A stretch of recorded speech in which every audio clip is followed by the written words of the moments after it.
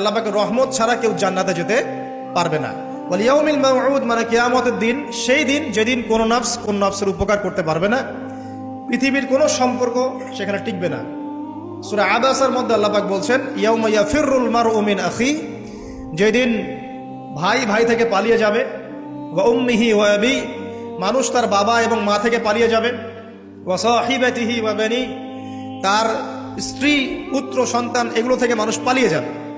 লিকুল্লি ইমরিইম মিনহুম ইয়াউমাইযিন শা'নু ইউগনি, সেদিন প্রত্যেক মানুষ নিজের নফসের কথা নিয়েই ব্যস্ত থাকবে, সবাই বলবে ইয়া নফসি ইয়া নফসি।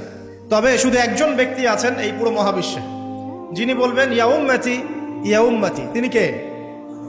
আমাদের প্রিয় নবী মুহাম্মদুর রাসূলুল্লাহ সাল্লাল্লাহু আলাইহি ওয়াসাল্লাম, এই একমাত্র মানুষ যিনি আল্লাহ পাকের সামনে কিয়ামতের মাঠে বলবেন ইয়া উম্মতি ইয়া উম্মতি, হে আল্লাহ আমার উম্মত, হে আল্লাহ আমার উম্মত।